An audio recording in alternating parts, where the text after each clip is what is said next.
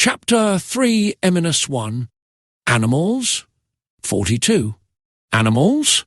Dr. Sokolov inquired of his highly inventive partner once he fully heard the proposal, having consumed a potion with the main ingredients being intrigue and confusion. That's quite unorthodox, my dear colleague, and could lead to some rather unpredictable results. The doctor concluded with a physiognomy of great anticipation as he gazed upon his partner. Yes, Dr. Sokolov is correct. Dr. Corbin had now become a participant in this fairly unusual conversation. We aren't trying to make animals here, Dr. Gray. We are attempting to make humanoids. Who knows the kind of mutated results the fusion of human and animal DNA could produce? The baffled doctor's words resonated throughout the office with uncertainty and unwillingness.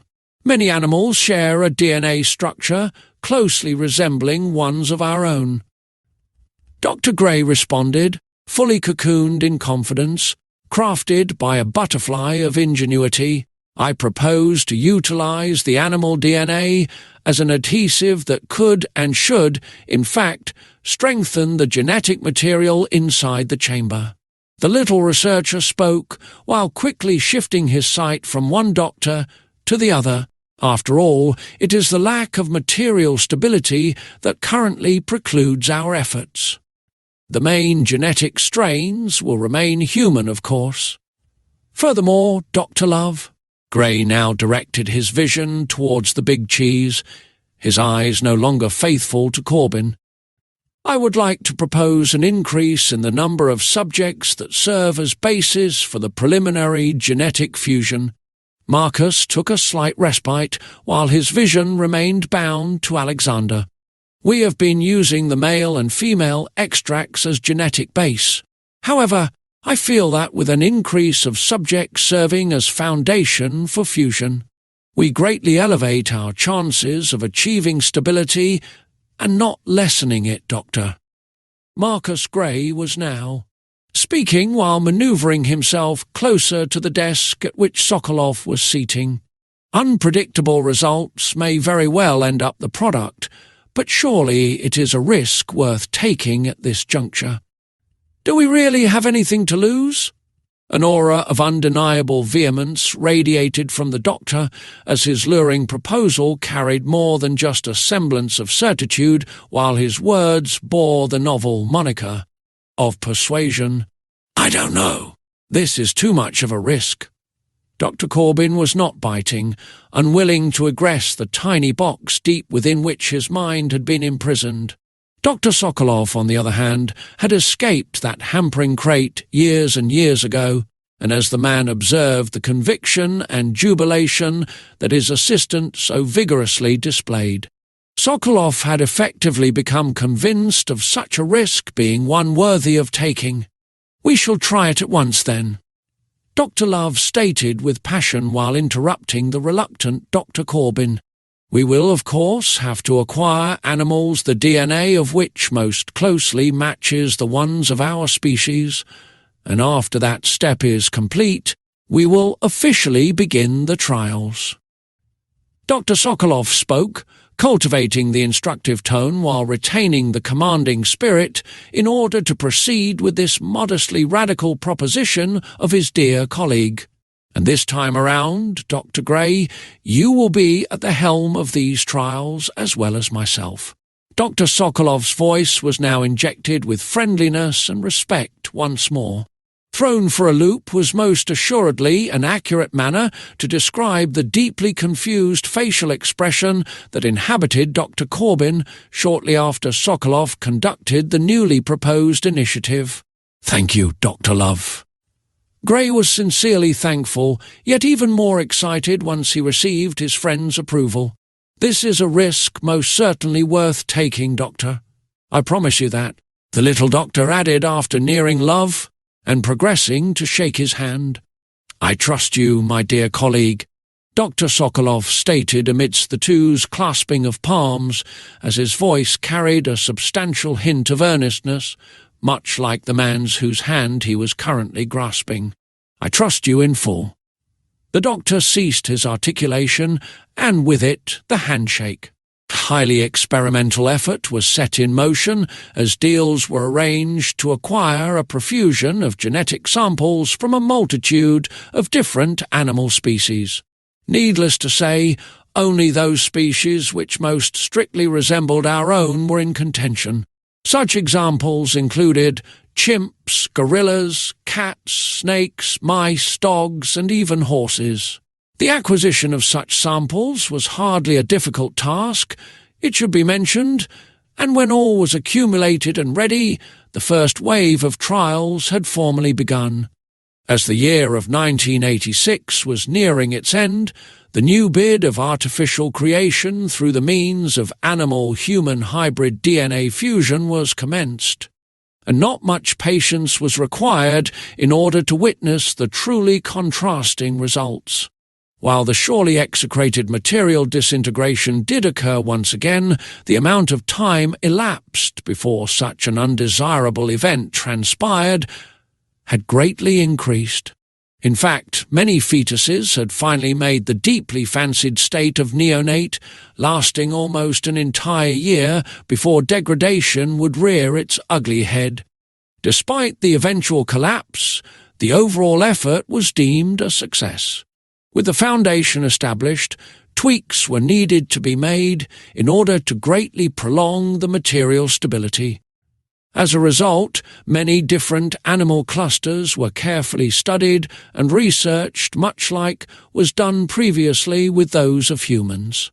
Those clusters would then undergo what can only be described as endurance testing in order to discern the most resilient ones among them. Once this information was obtained, it was recorded and used for future testing. Additionally, another measure that was suggested by Gray was implemented as well. No longer fearing the early-stage disintegration, more human strains were added into the genetic soup inside the chamber, often reaching 4 or 5 different subjects instead of the most typical 2. Surely enough, the introduction of animal DNA aided in the formation and preservation of the genetic clusters within the incubator, and with each attempt, the stability was reached quicker and quicker. Such positive developments filled the facility with the utmost rapture, as there were finally real results to show for years and years of exceedingly taxing research and experimentation. Of course, this taxing research would not stop, simply because success was achieved. Not at all, as 2 years after the initial genetic DNA hybrid trials, on the first day of March, in the year of 1988, all seemed to have been prepared for a creation of a truly stable, artificial humanoid, with the staunchest human and animal clusters, and with 4 different subjects serving as genetic bases for material fusion. The ambitious endeavour was initiated once the entirety of the genetic material was injected into the chamber. Yet again, Dr. Sokolov governed the process, while once more achieving genetic fusion fairly swiftly. The embryo was reached. However, this was not something that impressed many inside the enormous research room, as it was a standard obtained many times over. 8 weeks after the formation of the embryo, the fetus was now fashioned. Once again, this also was not something that galvanized the research team, as they had more than surpassed this point in their scientific adventures. However, on the 25th day of May, in the year of 1988, something truly miraculous had taken place. As one of the leading researchers entered the spacious room with the main incubation chamber present, from his hand the cup of coffee had in fact plunged. The sight revealed in front of the scientist was not one anticipated by any inside the facility. In the incubation chamber was fetus no longer, as in front of the man's eyes was situated a wholly developed neonate, only a mere 25 days after the initial formation of the fetus. Typically, the transition from the state of fetus to the want of an infant is a period requiring around 8 weeks.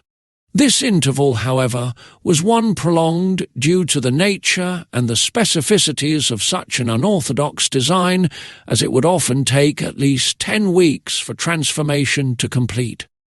Yet, on this day of glorious spring, convention was thrown out of the window as the scientist had now begun alerting all whom he could find to relay onto them the utterly significant eventuation. "Dr. Corbin! Dr. Sokolov!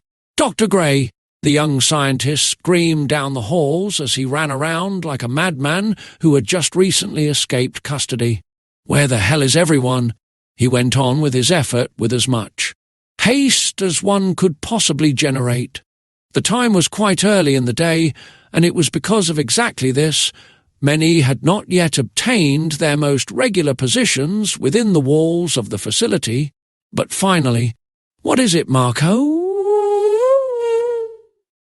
Gray had inquired in an exhausted voice, having just recently entered the state of reveille. "Is it a fire or something? Did Vitali burn down the kitchen again?" the yawning Gray asked, still not having fully escaped the grasp of heavy slumber. "What? No, not at all. Doctor, you must come to the incubator room. You must see this." Marco would not stop his efforts as the urgency radiating from his words bled onto Gray himself. Without any more vocalization, Gray followed the exuberant scientist, while many more sounds of commotion began to manifest around the facility as many more began to wake up to respond to the previous. Blaring shouts of the young and deeply excited clinician. When Gray, alongside Dr. Corbin and numerous other scientists, finally entered the incubation room, Sokolov was already present, fully entranced by the display in front of him. This state of bewitchment would infect the other members of the lab soon enough, as all could not quite believe the sight exhibited. The most feasible conclusion that would overtake many on the inside would be one of wondrous achievement, as the premature development of the fetus could only culminate one conclusion. The animal DNA, paired with the expansion of subjects used, produced the resilience and stability desired. In fact, it even served as the grounds for such a marvellously hastened act of gradation. This was an unprecedented development. The team, however, was not out of the woods yet, as they say, since there was still the matter of stability outside the safety of the incubator itself. As the team began the prudent action of transferring the neonate out of the chamber, many different conversations initiated. "We must record this," Gray nearly shouted once he started to regain the state of complete awareness, leaving the stockade of amazement. The little doctor rushed to the station on which a computer was located in an effort to document this progress in great detail. "How many days did it take for the fetus to evolve?" the doctor inquired of anyone willing to provide a response. 25. An instant animated response it was, coming out of none other than Marco yet again. Gray, however, had not fully fled the underlying state of astonishment, seemingly, as the young and enraptured doctor made a rather silly, albeit trivial, mistake. Under the designation for the subject's name, the tiny doctor had accidentally entered 25. Having realized his doltish error shortly after, Marcus shouted, "Ah, God damn it! I put in the wrong damn info." Gray's voice was filled with frustration, yet that plight was quickly mended as yet another doctor had invaded the discourse. "Never mind with that nonsense now, Dr. Gray," Sokolov stated, still fully residing in the state of profound awe as he hadn't even registered the mistake as one requiring attention. "Come and assist with the transfer." The doctor concluded the exchange with his typical commanding tone. Gray obliged, as many had now found themselves in the process of this delicate transfer. A brief time later, and the task was complete. The subject was no longer a resident of the incubation chamber, but one enclosed inside of a makeshift bassinet.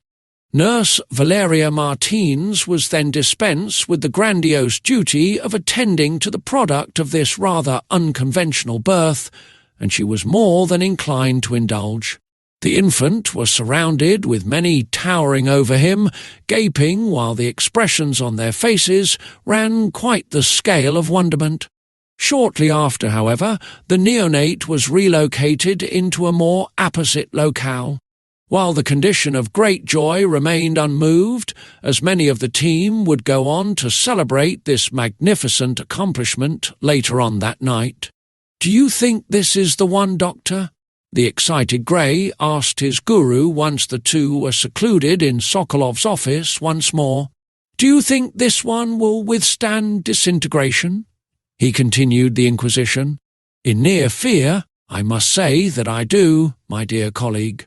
Dr. Sokolov responded with a genuine tone of excitement himself, yet not one truly without concern. "However, we mustn't commemorate too early, Dr. Gray, as we are both fully aware of what happened last time." The doctor required a break from his sentiment as he began to pace around the room. With his back now away from his colleague, Sokolov resumed. 2 years, Dr. Gray. 2 years is what we must wait in order for this creation to be truly labelled as a stable success. Sokolov concluded, intently staring at the distance, a captive at the prison of deep contemplation. 2 years, Doctor? Gray made a return to a time much before the current, as the young protégé's tone carried the heavy avoirdupois of disappointment, resembling one of a child first hearing of Santa Claus's true corporeity. "What are we going to do for 2 years?" Marcus continued his emulation of an adolescent, retaining the tonality of despondency. Dr. Sokolov laughed at his eager assistant before answering the inquiry posed. "We closely examine and study our newest creation, my friend." Dr. Sokolov had now turned back around to face the impassioned doctor. "Because I have a feeling, Marcus, that we will be having this discussion again soon enough." Dr. Sokolov concluded in a hearty tone as he drew up a smile of encouragement for his dear colleague. Marcus Gray returned with a warm grin of his own before concluding their demonstrative exchange. Patience is a virtue, and it was most certainly needed as the team anticipated the 1-year mark while residing in a state of grand anxiety. The most successful attempt that the scientists have had, after all, materially disintegrated right at this exact 12-month fixture. However, lightning doesn't strike at the same place twice, and there were no exceptions here. The young boy not only remained in one piece, but had already begun effortlessly walking and talking with an eloquence of an author. In fact, the remarkable toddler was fully capable of conversing with any of the personnel found inside the facility walls.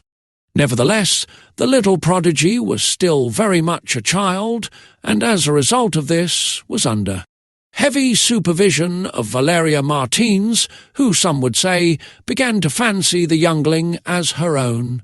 "How are you feeling today?" Martins inquired of the youthful one with a blinding smile and a severe veneer of compassion. "Quite well, Mrs. Martins," the child responded instantaneously, albeit having little to show in the genre of tone, sounding quite robotic, in fact. "How about yourself?" The monotone continued to fill the room while the toddler spoke.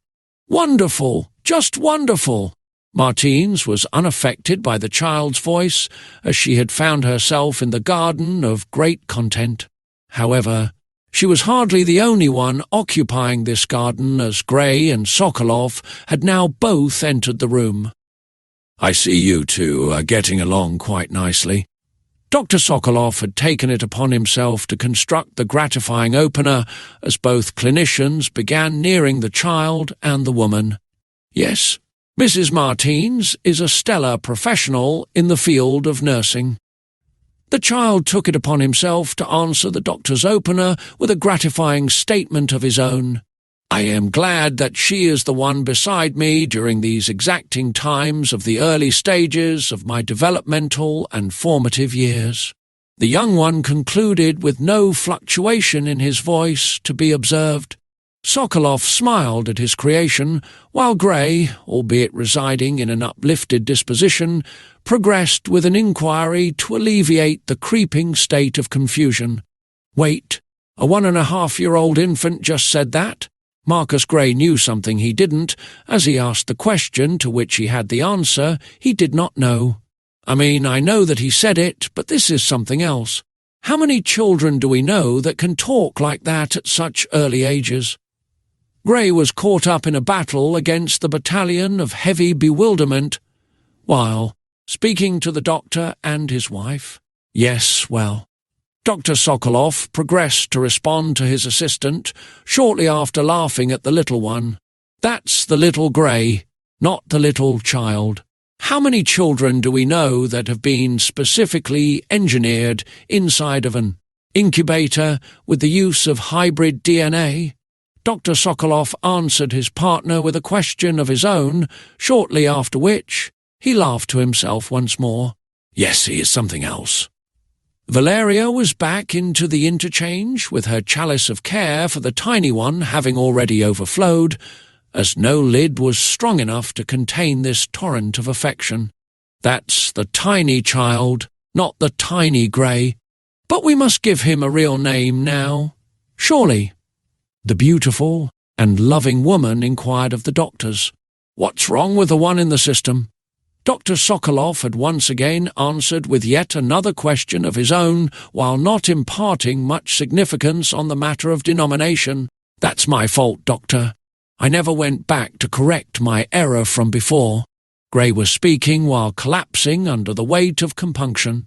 "Yes, we can't just keep calling him XXV. That's absurd." The nurse was adamant with her sentiment, further adding the tonnage to the carriage of Gray's regret. "In fear of upsetting you, Mrs. Martins." The child started to address his caretaker with the tonality of unwavering professionalism. "I rather appreciate the moniker. It is unique. I consider it to be the case, at least." The child ended while expressing himself in a manner which directly paralleled one of a lecturer.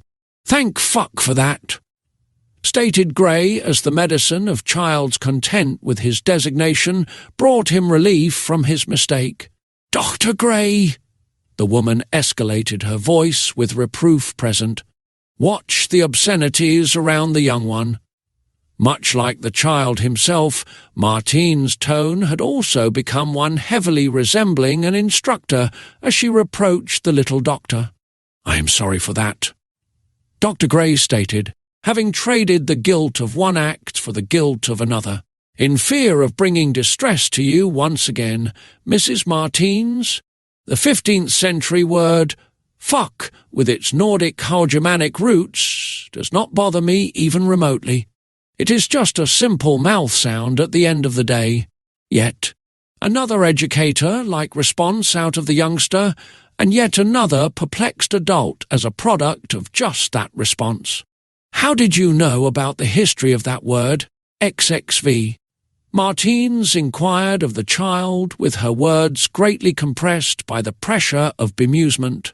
Valeria, and even the doctors for that matter, did not possess such knowledge themselves. The library within this facility is quite remarkable.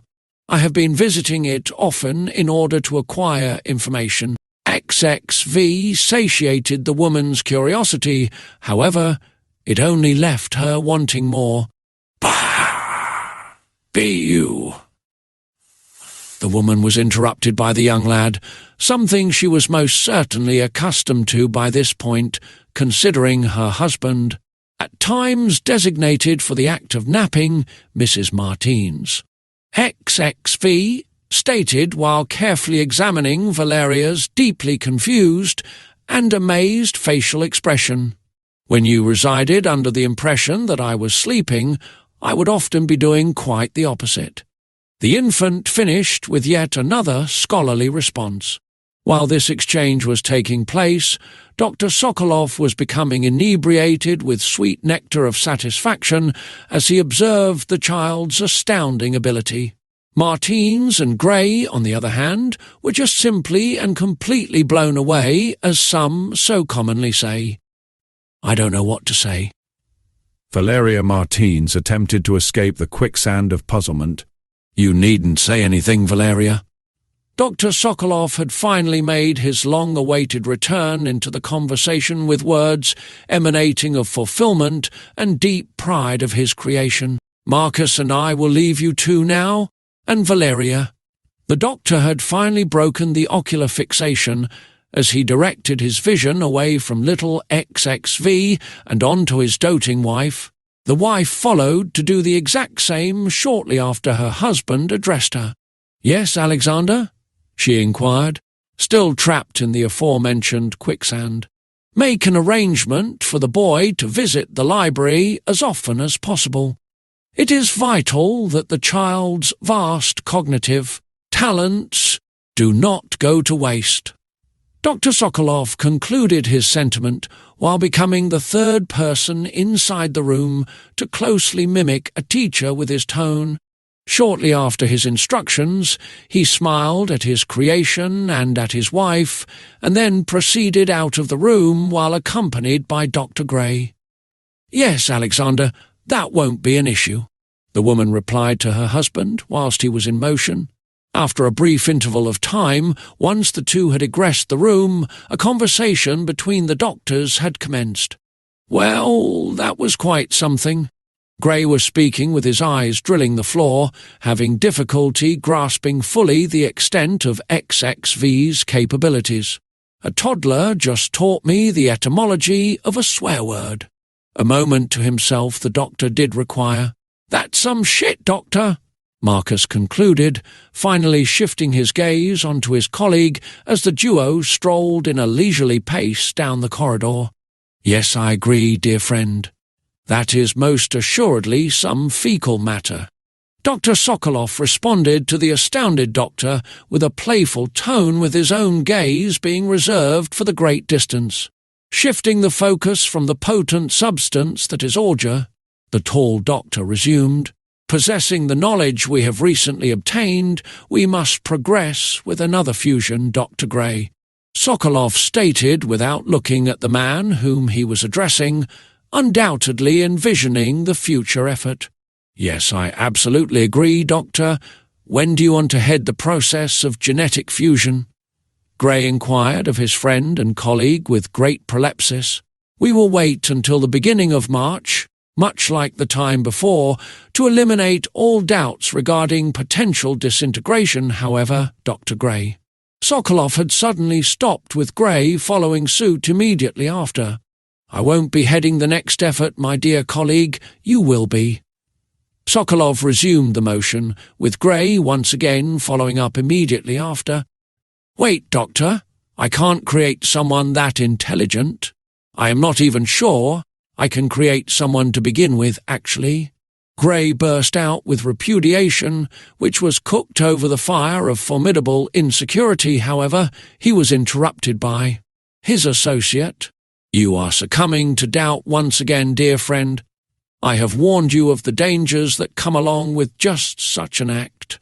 Dr. Sokolov explained to Gray with his hand behind his back and eyes still married to the distance.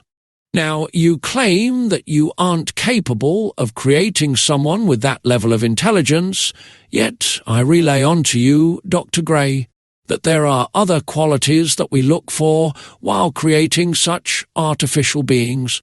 You must recollect of just what kind of construct we are trying to perfect here." Sokolov ended his effort of bolstering the column of confidence that had been giving way to the platform of Gray's self-doubt. "Yes, Dr. Love," Marcus stated, having rediscovered the often so elusive aplomb. "I understand that we aim to create the perfect soldier, so to say, and yes, I realize what that entails, but—" Gray attempted his hardest to expound on the matter behind his hesitancy, but the doctor was having none of it, to put it bluntly. There will be no buts, I'm afraid, my dear colleague.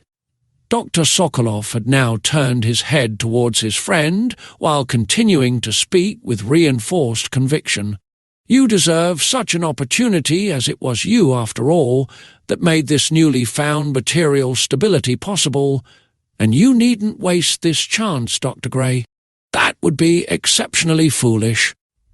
The duo had once again ceased their movement in its entirety.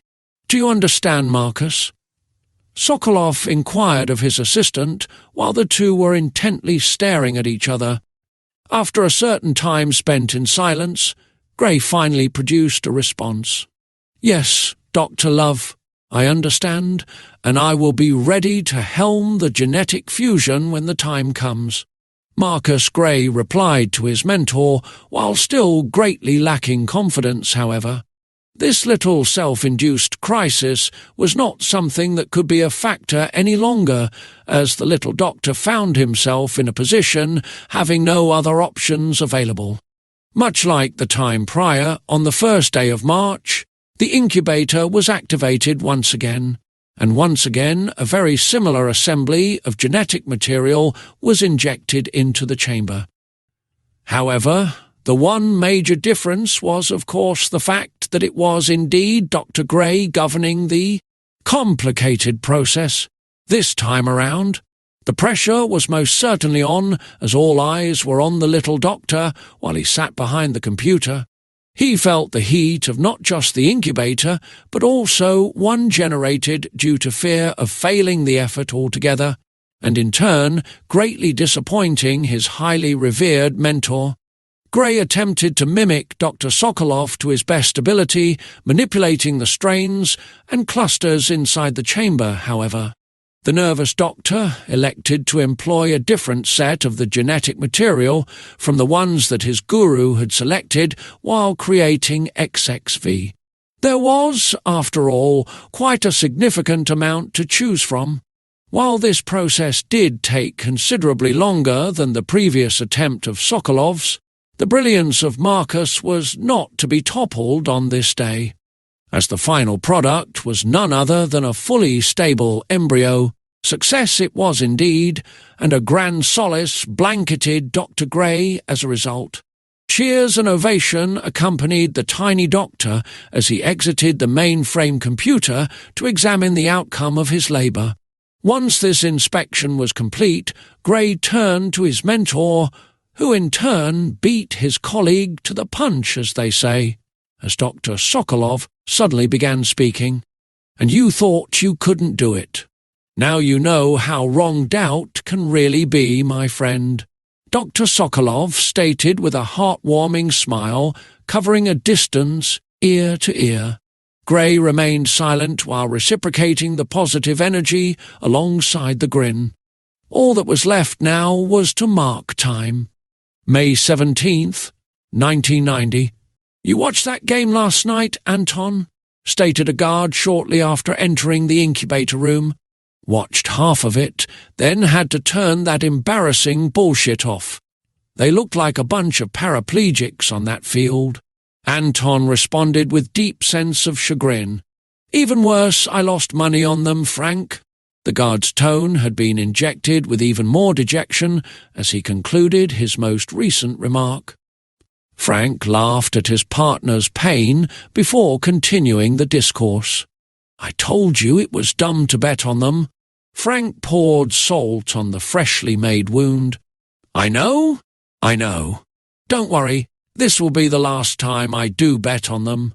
Frustration was still very much present as Anton produced his response.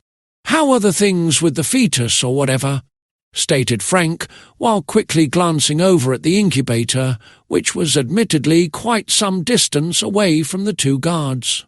Anton was, of course, the one conferred with the task of supervising the chamber while the transformation was taking place inside the tank.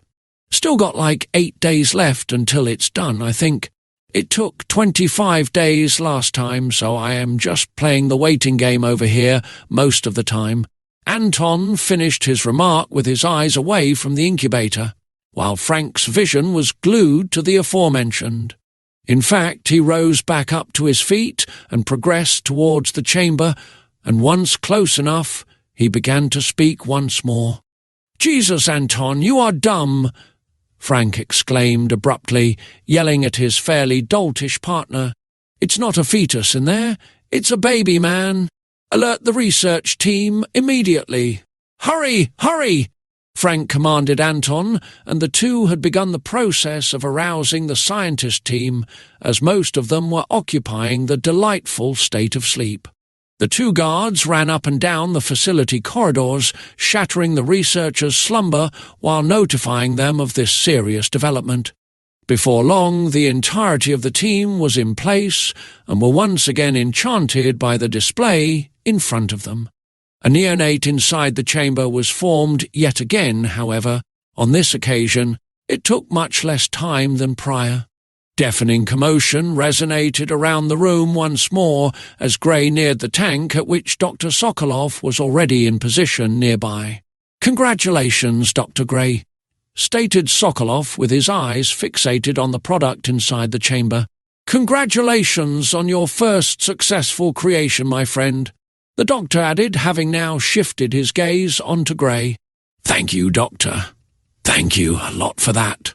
Marcus's tone was one filled with genuineness, while he himself carefully inspected the contents within the tank, smiling in great joy. While the two were occupied with the tank, the young XXV had made his way to the glass and had joined the pair of doctors. Upon noticing this, Sokolov addressed the youngling. "You see that, little one?" Sokolov stated in a gentle tone as XXV rigorously surveyed the neonate residing within the incubator. "You got yourself a little brother now." Sokolov turned his vision from the child back onto the infant. "Now, Dr. Gray," Sokolov expressed himself to his colleague enticingly. "Just what is his name, I wonder?" Sokolov inquired. Gray, while having both hands pressed against the glass, required a slight moment to himself before finally mustering what was needed to provide an answer. Marcus Gray smiled, fixated on his creation, and said, "X by Chapter 3 2 Animals 15. After the creation of Extanth, the same measures had to be taken as the time prior, with Dr. Sokolov once again dictating a grace period of 2 years before a new wave of genetic fusion could begin. During this interval of time, Extasam was under heavy supervision and examination, much like his older brother was when he was first created. Having now mentioned the latter, XXV was also heavily involved in Extian's early stages of development. In fact, XXV had displayed emotions, or at least what could be constituted as emotions when regarding his younger sibling. Clearly, XXV had established a connection with him. However, all the more surprising was the fact that XVI possessed nowhere near the cerebral capabilities of his older brother, while XVI most certainly did develop faster than most children would. He was still very much in line with what a typical toddler would be. He learned to walk at the young age of 10 months and was able to string phrases together at the age of 18 months, having accumulated a vocabulary reservoir of over 75 words. This was quite impressive when compared to the regular child, however. When compared to XXV, this was hardly anything to write home about.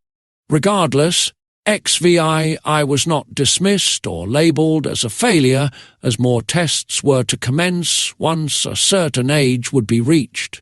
Up until that moment in time came, however, Valeria Martins was once again the main caretaker and effectively a mother figure to the young Artiphenoid.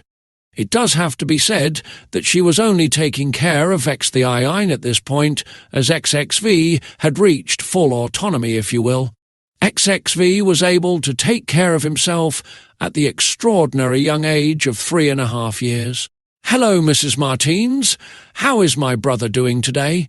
XXV stated with the tone of a doctor who was about to perform an examination on one of his patients.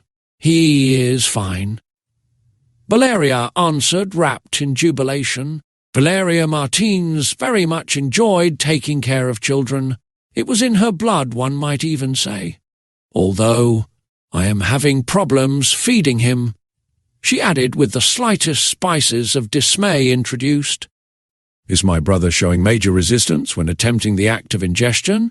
XXV said with his eyes on the little infant as he examined him scrupulously. "No, it's not that," Valeria replied with her back towards the two children. While in the process of grabbing the baby food and having the intention of bringing it over to the bassinet at which the little XVI was situated, "He just won't eat it all. I tried everything, but he just takes a little sip and spits the rest out.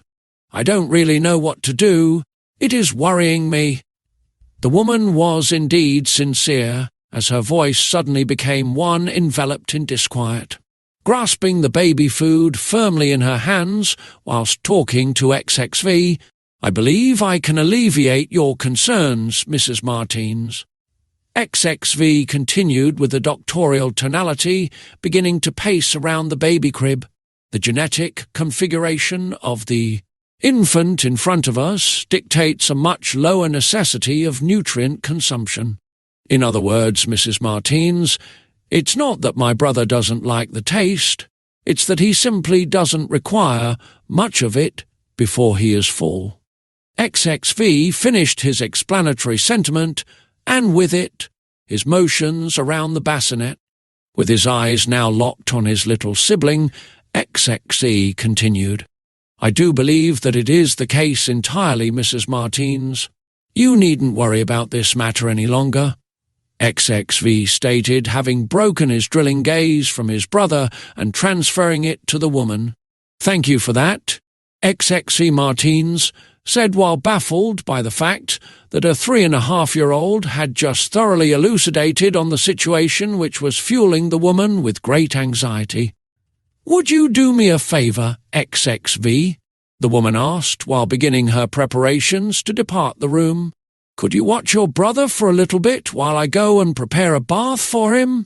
the nurse asked the toddler, knowing fully well he would be more than capable of fulfilling the task asked of him. "Certainly, Mrs. Martins," XXV concluded with the tone of extreme professionalism while retaining the coldness of the iceberg that sunk the Titanic. The woman smiled at the child and progressed to do just as discussed. Valeria Martins rushed off to the bathroom inside the bedchamber.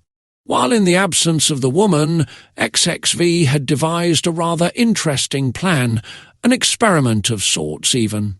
Throughout the time spent with his brother, XXV had noticed something about the little one that he ascertained to be rather significant. In order to test his theory, XXV had brought with him a surgical blade. With the blade removed from the confines of the pocket, the 3.5-year-old approached the 1.5-year-old and sliced open the infant's skin. Suddenly, the room was filled with the ear-piercing and gut-wrenching cries of the toddler, while droves of the staff began entering the room in order to answer the young one's calls for help. Oh, such terrible animalistic cruelty! Well, not quite. The reality was that the little XVI had absolutely no notable reaction to his brother's unorthodox experiment.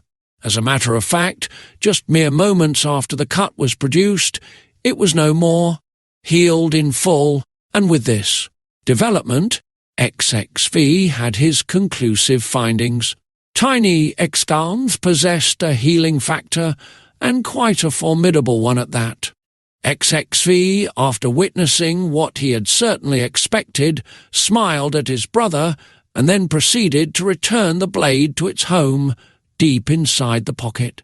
Briefly after this procedure was complete, Dr. Gray had entered the room. "What do you think, XX?" Gray inquired of the infant whilst in motion towards the crib. "Is he an adequate creation?" Gray, having now neared the crib completely, was gravely anticipant of XXV's response to the question posed. "Yes, Dr. Gray." Little XXV responded to the inquest, shifting his vision onto the man behind it. "I believe that my brother possesses deep inside him capabilities truly unmatched. Furthermore, those capabilities will be revealed soon enough, as I am fully aware of Dr. Sokolov's intentions to begin comprehensive assessments once the 5-year age mark has been reached." XXV stated with his gaze once again coating his little brother. "You heard about that, huh?" Gray asked the toddler, with a slight hint of remorse seeping through. XXV had sensed this immediately and proceeded to elaborate. "Have you reservations about the upcoming trials, Dr. Gray?" XXV's inquiry was filled with reassurance, as the little toddler himself held no reservations concerning this very matter whatsoever. "Well, they'll be rather grueling from what the doctor had described." Gray was speaking in a tone of gloom while his eyes remained serving the crib with his creation inside. "I don't necessarily feel too great about performing such trials on little, human kids." In the midst of Gray's contrite exposition, he was interrupted by XXV. "You mustn't make the mistake of viewing us as humans, Doctor, as our integration to that species is tenuous at best," XXV stated, having manoeuvred himself closer to the clinician. "Do you think your brother will feel the same way about that, XX?" Marcus Gray inquired of the infant, while fully believing that he himself possessed the most correct answer.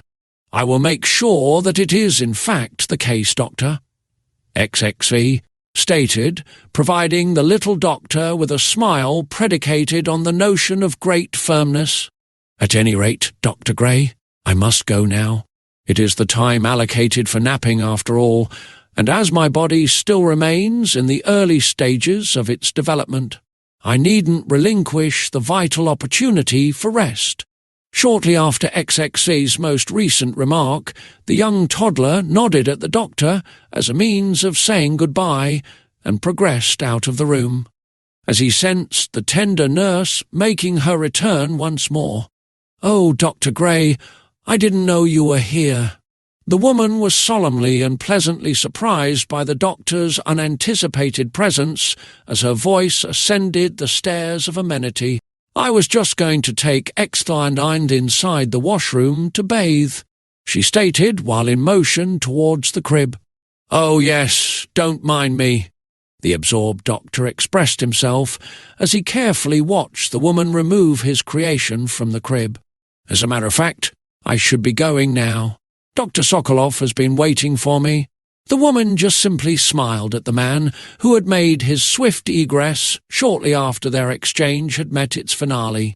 While walking the protracted halls of the facility on his way to Sokolov's office, Gray became ensnared by thoughts regarding the artificial creations and their role in Dr. Sokolov's grandiose plan. Gray knew fully well what the ambitious doctor aspired to do once enough artificial beings were created, as the sobering reality dawned on him. After 2 seemingly successful creations, the overall plan was no longer just a fantasy, yet the doctor's heart was filled with concern. Dr. Sokolov had never been one to renege from his undertaking, no matter the circumstances, and Marcus was fully aware of the methods that the doctor was willing to utilize in order to gain what he deemed most rightful. This path of ruthlessness, however, was hardly a smooth one, and was in fact filled with humps and obstacles which manifested themselves in the form of questionable business and governmental connections.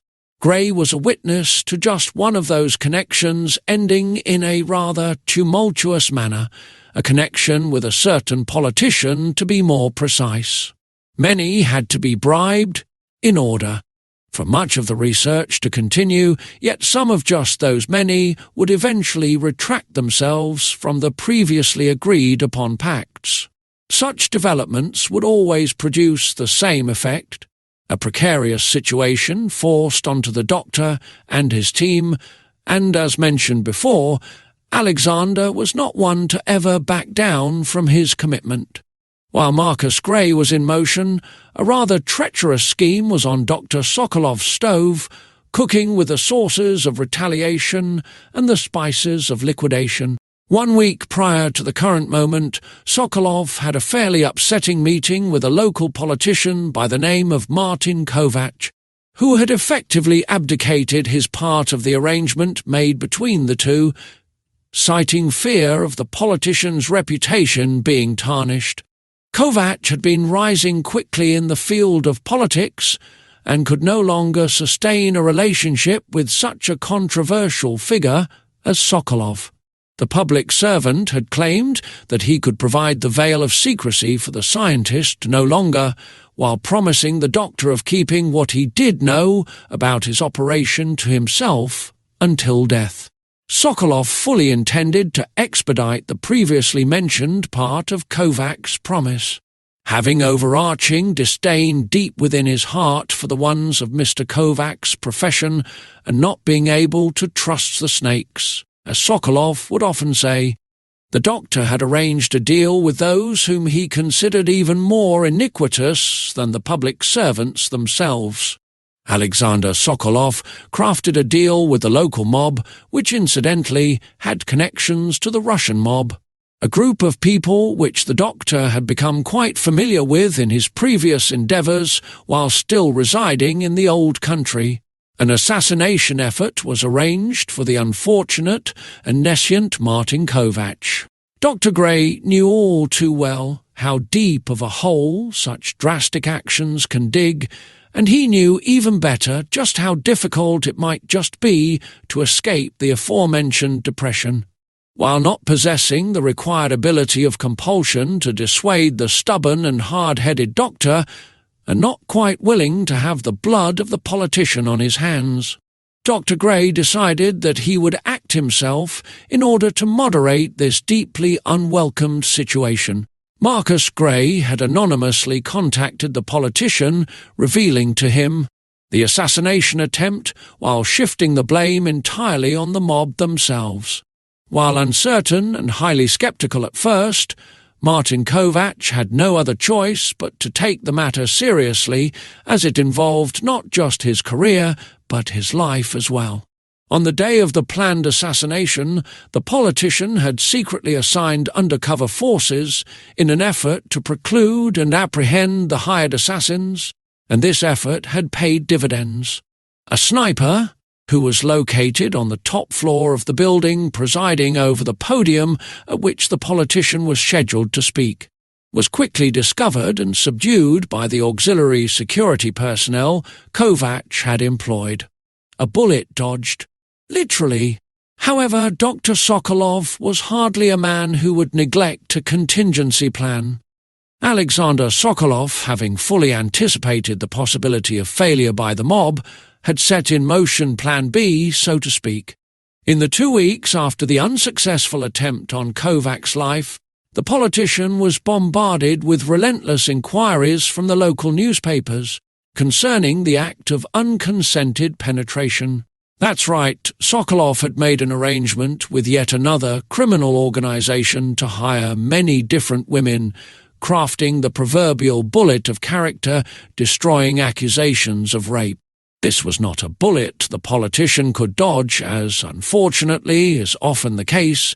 It was the accusations that most would remember, and not the acquittal.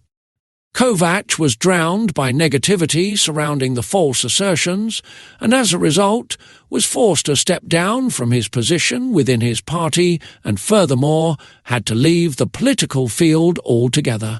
However, this story only escalated in the domain of sorrow as the politician's wife, upon witnessing and experiencing the implacable downpour of allegations, left the unlucky man while taking the 2 children of their marriage with her. The man's political ambitions, alongside his personal ones, have been left in the state closely resembling ancient Rome, left in ruins in its totality. 2 weeks after this series of events had unfolded, Martin Kovac was found in a hotel room with a bottle of vodka, a container of painkillers, and a shotgun all nearest the man, while the wall behind where he was located had been painted red. Martin Kovac committed suicide on the frigid month of January in the year of 1992. Dr. Sokolov had once again come out on top. February 1992. "We do it together this time, my dear colleague," Dr. Sokolov proclaimed to the younger doctor while the two occupied the oh-so-familiar office space. Dr. Gray necessitated a moment to gain the comprehension needed in order for this exchange to continue. "Do you mean creating two beings at the same time, Doctor?"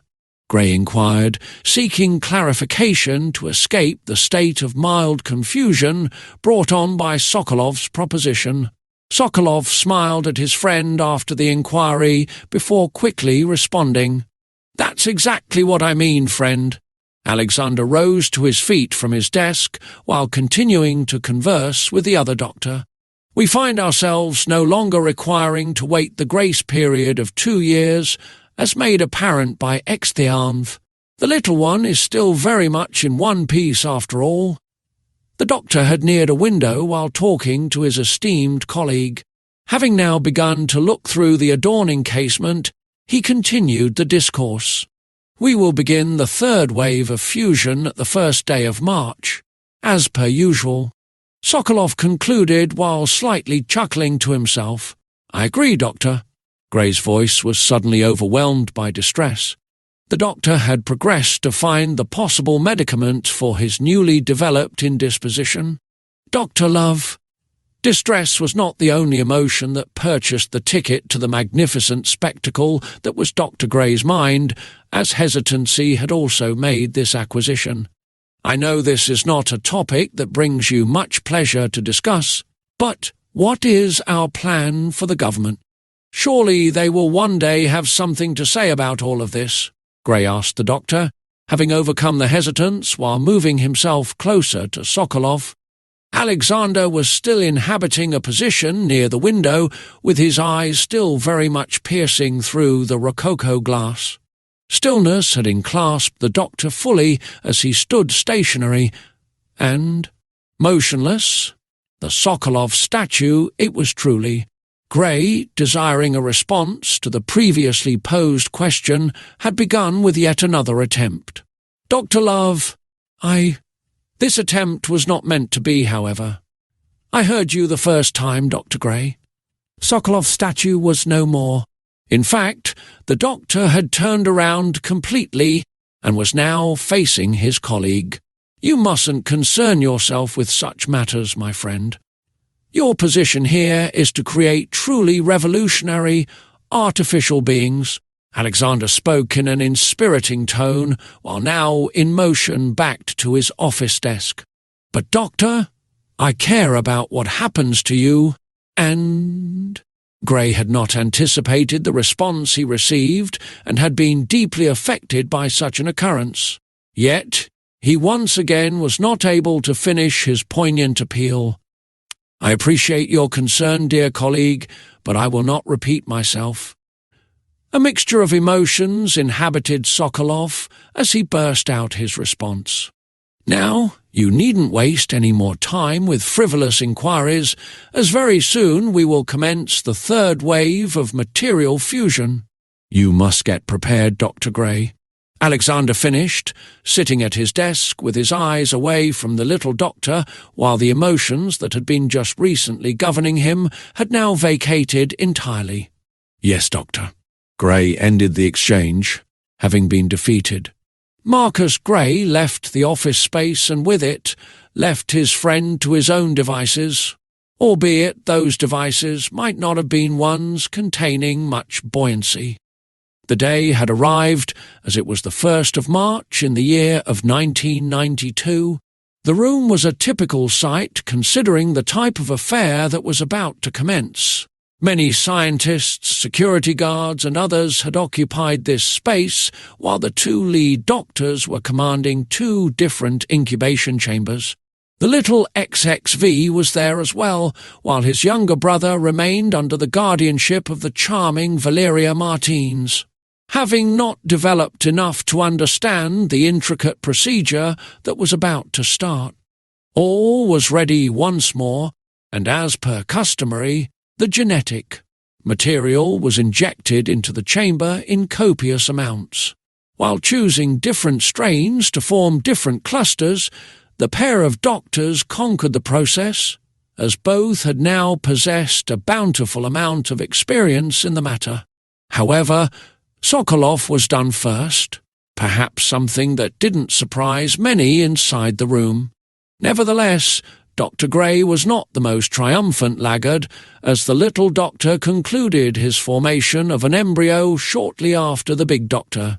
The two were indeed finished, and once more all that was left was time.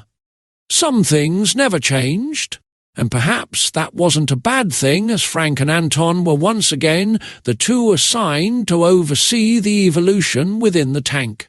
On the 9th day of May, in the year of 1992, the two sociable guards were residing inside the incubation room, playing cards and, of course, conversing. "Did you watch the game?" began his attempt of a question, yet fate had other plans. The guard was rather quickly interrupted. "Don't even ask that." Gloom and frustration were Anton's best friends on this occasion. "They lost again, huh?"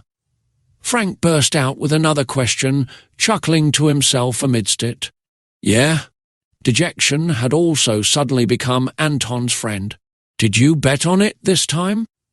Frank was filled with questions for the unfortunate man sitting across from him. "Yeah." Anton provided the same exact response in the same exact tone. "Well, I told you," interrupted once more. One would think that Frank was talking to Sokolov himself. Don't say it. Anton's most recent acquaintances were swiftly replaced by verve, albeit not exactly one generated from the source of positivity. Frank laughed out loud at the pain of his partner yet again. "Fine, I won't say anything then. Instead, I will just go and grab another bottle of vodka." "How about that?" Frank smiled at Anton in an effort to bring some solace to his friend. "Yeah, I will need a lot of it right now." Dejection, frustration, gloom, and even the verve had now all made their return as the quartet perforated Anton's words. Frank had begun the movement to the kitchen where this bottle of liquid medicine could be obtained from, however. The bottle would have to wait as Frank abruptly changed courses once he noticed a sight quite familiar. Once near the tank of the chamber, Frank began to speak. "Well, look at that," Frank said while turning his head towards his partner. "Yeah, what is it?" Anton contributed with an inquest while beginning to maneuver himself towards the tank as well. "We got another baby here." The guard was spot on, as in front of the sappy duo was in fact a fully formed neonate. "Yes, but what's wrong with it?" A river of puzzlement ran through young and sluggish Anton. "Where is his penis?" The guard administered another rousing inquiry. "That's a female, you dumbass!" Frank rapidly answered the posed question crafted out of the medium of folly. "I think they should put you inside one of these chambers, so maybe they can give you a real brain." Frank added while chuckling, "Ah, don't say that. They might actually do that." Anton stated with sincerity and even distress. "Yeah." Frank laughed once more. "We aren't that lucky, unfortunately." The two guards had spent some time scrutinizing the newest addition to the artificial family before finally committing to speak again. "Well, you know the drill. Let's go ahead and alert everyone." Frank finished the sentiment and the visual examination as the duo had gone on to do what was proposed. Not long after, the room was once again filled with many persons and much clamour. At the base of the tank were found the three usual suspects: Gray, Sokolov, and of course the now 4-year-old XXV were all carefully observing the contents of the tank. "Let me guess, Marcus." Sokolov inquired of the doctor, having already presupposed the answer. "Will she be known by the moniker of Eyeing X?" Sokolov led the doctor with his inquest. "Well, I was thinking about naming her after my mother." The doctor paused, surely recollecting of the one who brought him into this world. "But IX would work better, considering the other three." He finished while burying the pain of his mother's tragic departure under a layer of great achievement. "You know, dear colleague, we haven't discussed the creation of a female." Dr. Sokolov's voice was not stern despite the cautionary comment made.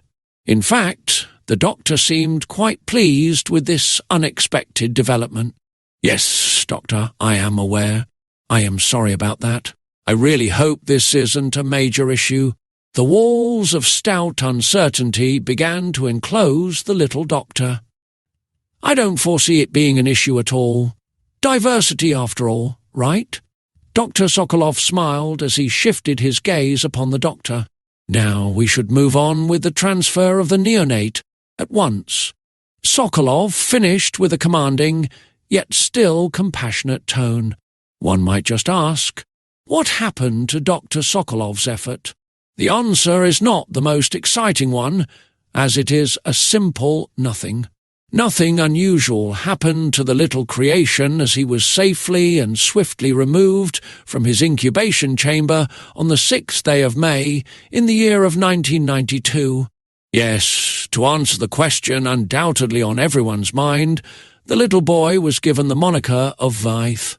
As the room began to clear up once the formalities of the transfer had been completed, the newest infant was brought to the one and only Valeria Martins to reunite with the remainder of her siblings.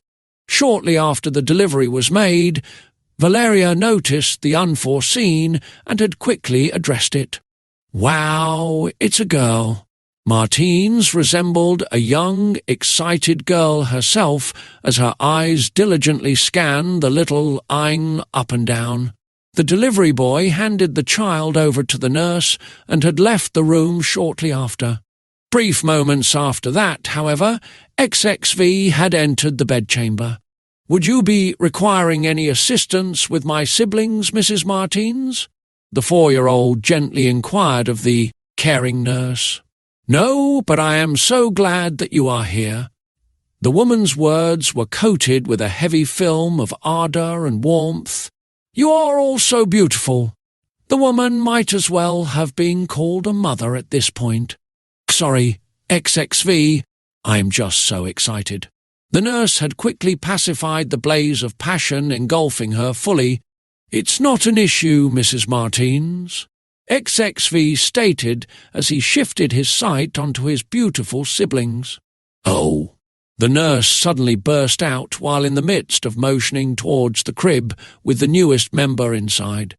"I almost forgot to ask. What is the girl's name?" "Ninth, Tixt, Dex, X, the 4 children. Chapter 3, Eminus, 3, Animals, 57. The creation of the 4 artifinoids marked a certain milestone, as it was now deemed by Sokolov and his trusted sidekick Marcus that from this point forward, the DNA from the artificial creations themselves would be utilized in order to engineer a new wave of beings. Beings that would even surpass the already created quadruplet. However, this task was hardly one extracted from the compound of simplicity, as the team, while experimenting with the genetic material extricated from the 4, had great difficulty fusing the matter together. This hurdle was of course one that Dr. Sokolov had fully intended to jump over, as the unyielding doctor pushed his staff towards progress regarding just such proceedings. While one partition of the research team would advance forward with the prior mentioned, another would be assigned the duty of testing and training the 4 children. Once the younglings reached the age of 5, the first wave of testing commenced. starting with IQ and other cognitive. Aptitude trials, followed by rigorous training regimens which were specifically crafted to the strengths of each individual child, as all four had major differences between one another physically, as well as mentally. Past the aforementioned age, the climate that the tetrad became engulfed in was hardly one resembling that of a normal child, as all of them were kept mostly separate from each other while inhabiting disparate rooms. This was a point of major contention between Dr. Sokolov and his wife, who had still remained a passenger on the ebullient train of compassion for the little ones. Valeria couldn't, or perhaps didn't want to understand why such treatment was administered. However, her husband was unwilling to deviate as per normal. Dr. Sokolov believed that keeping the quadruplicate separated from one another, as well as minimizing contact between them, would prevent any kind of alteration in their programming, as one must remember that they were made for a very specific purpose. Nevertheless, eventually the beauty had melted the heart of the despot, as few years after the draconian, segregationist measures were implemented. Martins was able to convince her husband at last to lift such regulations altogether. During the sublime season of summer, in the year 2000s, the four children were once again permitted to interact with each other. "You know you aren't the only one who lives here, Cutie Pie. Why don't you leave some food for the researchers and other workers?" The 8-year-old Nine genially reprimanded her colossal brother, who might as well have acquired a passport to permanently reside inside the kitchen of the facility, as the young one had spent quite the considerable amount of time just inside that locale. "I am sorry." Vi spoke with his head deep inside the fridge, which had coated his words with a layer of paint by the colour of smother, as if the two were communicating between themselves while located in separate rooms. "I think they engineered me with a hole inside my stomach. I am just so hungry all the time," Vi concluded while his head remained devoured by the large, frigid monster. They made a hole in his brain too. The 10-year-old Exthaphanthe had now officially entered the exchange, occupying a kitchen chair with his feet up on the sizable metal table while tossing up and catching a coin over and over. "Don't be a dickhead, X." Aix shifted her rod of lambasting onto her older brother while her tone hardened. Steve provided no vocal response, instead opting to stick his tongue out at his sister, mocking her. "No, I think he is right, actually, about the hole in the brain thing," Vi stated with no changes in his tone, observed aside from, of course, the suppression that the icebox provided. "I can't understand what you are saying with your head inside the fridge." Ix was now beginning to become more vexed while talking to her buffoonish brothers. "Oh, how are you still not done picking out what you want?" Ix, the mother, suddenly surfaced, as her tone had now very much resembled one of a matriarch. "Because I have a lot to grab, girl. I could build an Egyptian pyramid with how much food I am going to eventually pull out of here." Vi's voice still remained unaltered and as cold as the appliance he found himself embraced by. "What?" the frustrated little Nine inquired. He said he had been successful in amassing a great quantity of subsistence, having proved to be ample, in fact, as to construct a certain North African wonder of the world. XXV's debut into the exchange was now made. "You got another? What? There, sis?" The coin-flipping 10-year-old inquired in a tone deep-fried in the oil of sarcasm. "All right, we got them," Vi stated, having finally escaped the clutches of the towering cooler with a mountain of goodies firmly in his grasp. "They will probably have to go grocery shopping again after this, though," Vi said with a blinding smile and a voice of grand anticipation. Ix remained cloaked by quietude, instead just simply shaking her head at her giant, ravenous sibling. Before more conversation had a chance to eventuate, an additional presence had entered the chambers of the kitchen. VI immediately spotted the unexpected individual. "Tower!" the young boy excitedly shouted, spitting some of the food out of his mouth even. Luca Krajin, or Tower as he became known, as around the facility was a security guard whose dimensions were impressive to say the least. The man stood tall at 6'10" and weighed nearly 400 pounds. Incidentally, this was the guard which the little Marcus Gray had the pleasure of running into while attempting his audacious escape all those years back. Tower took quite a liking to the four kids, and as a result was designated as one of their custodians. "Hey, Mr. Strongman," Tower responded with a dose of his own excitement while quickly glancing over all the little inhabitants inside the galley. "Is the reason behind your presence within the perimeter of the current locale the relaying of information regarding the continuation of physical training?" XXV inquired while he stood in the corner of the location with one hand deep in his pocket and the other one gesticulating as he spoke. "Sure is. I am sorry to ruin your guys' little hangout here." The behemoth was truly genuine, as made clear by his facial expression at the time, but it's Sokolov's orders. The giant had finished his statement, drenched in regret. Minor annoyance was XVI's fiancé, while understanding was IX's. XXV's significant other was indifference, however. Deep disappointment was at VI's side, as all four heard the most recent directive. Tower had noticed the disheartening reaction of his little big friend and progressed to apply the appropriate measures in order to remedy the situation. "How about this, though?" the Goliath stated as he neared the kids. "I will give you 20 more minutes, and if the doctor asks, I will just make up a story about how I had a difficult time locating all of you." Luca ended his proposition with a warm-hearted grin and a gentle tone. Guy broke it off with the deep disappointment and had found himself a new partner, delight. VI continued the effort of consumption while the rest of the children waited patiently, and, as was discussed, 20 minutes afterwards, Luca had made his return to escort the children to the training facility. As mentioned before, the training that the youngsters underwent was nothing to scoff at. In fact, it was hardly something that most grown humans could ever hope to surmount. Martial arts, marksman, weapon, among many other training programs were implemented in order for the quartet to truly become what they were made to be. This was effectively done around the clock, as the young ones barely required much sleep.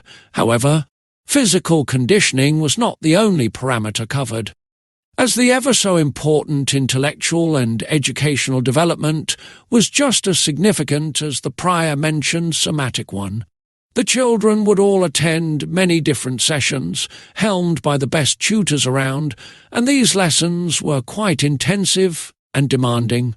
Some had enjoyed and excelled at it more than others, EX being the sum with XV2 and Vi being the others. A piece of the puzzle was missing, surely. XXV, of course, was that piece. Simply put, the young and exceedingly brilliant XXV did not require any educational guidance at all, as the deft Artifanoid was capable of understanding concepts across many different academic disciplines much better than the educators could themselves. In fact, many of times it would be XXV himself who was instructing the adults. As a product of just that, during the times of the lectures and lessons involving his siblings, XXV had been granted the freedom to do what he desired, and what he desired was knowledge. XXV would read while his sister and two brothers experienced the exacting academic challenges. "Hello, children," stated Teo V. Idmar as he entered the classroom where IX, XVI, and Vi were all located, anticipant. Theo was quite gifted when it came to hard sciences and math, and on this particular day, calculus was the name of the game.